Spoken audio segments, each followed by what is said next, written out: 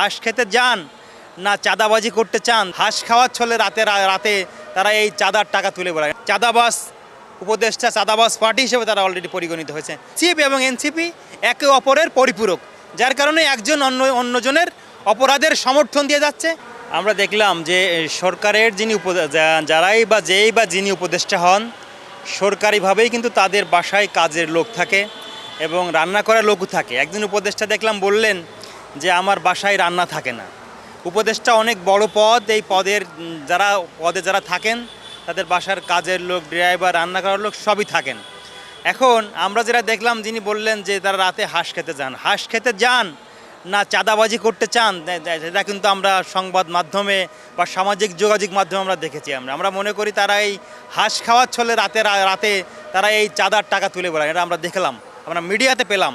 এবং তার যিনি অ্যারেস্ট হয়েছেন জবানবন্দি দিয়ে গেছেন, ভিডিও রেকর্ড করে গেছেন, সামাজিক যোগাযোগ মাধ্যমে আপনারাও দেখেছেন যে কী বার্তা সেই ছেলেটি দিয়েছেন। মানে এদেরকে দিয়েই চাঁদা তোলার যে বিষয়টি, এদেরকে দিয়ে কাজে লাগায়, কিন্তু ফোনে তারা কথা বলে। আমরা জাতির সামনে একটা স্পষ্ট হয়ে গেছে যে যারা একটা অলরেডি চাঁদাবাজ উপদেষ্টা, চাঁদাবাজ পার্টি হিসেবে তারা অলরেডি পরিগণিত হয়েছে সাধারণ মানুষের কাছে।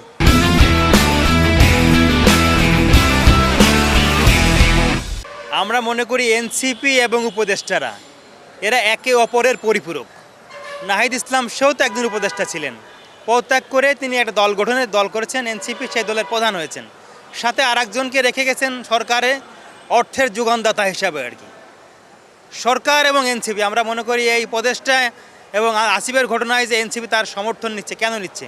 কারণ আসিফ এবং এনসিপি একে অপরের পরিপূরক, যার কারণে একজন অন্যজনের অপরাধের সমর্থন দিয়ে যাচ্ছে, খারাপ কাজের সমর্থন দিচ্ছেন। কারণ যখন আপনার সাথী থাকেন, তারা একে অপরের তারা সাথী ছিল এবং তারা এখনও তারা অন্যায় অপকর্মের একে অপরের পরিপূরক হিসেবে কাজ করছে।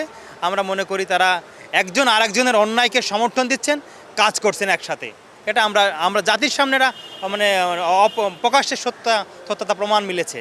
সত্যটা কিন্তু মানুষের কাছে, বাংলাদেশের মানুষের কাছে উন্মোচিত হয়েছে। আপনি যতই সংবাদ সম্মেলন করেন, যতই পক্ষে বিপক্ষে ছাপাই না কেন, যেটা প্রকৃত সত্য, সেই সত্যটা কিন্তু অলরেডি উন্মোচিত হয়েছে। আসিফ হোসেনরা তাদের নিজস্ব লোকজনকে ঢাকা মহানগর দক্ষিণ সিটি কর্পোরেশনে বসাইছে। ইশরাক আহমেদ আইনের মাধ্যমে কিন্তু আদালতের মাধ্যমে রায় পেয়েছিলেন মেয়রশিপের জন্য, কিন্তু তাকেও সেখানে বসতে দেওয়া হয়নি। তাদের ভাগ বাটোয়ারার সমস্যাতে এই জন্য তারা তাদেরকে বসতে দেয়নি, সত্য কথা।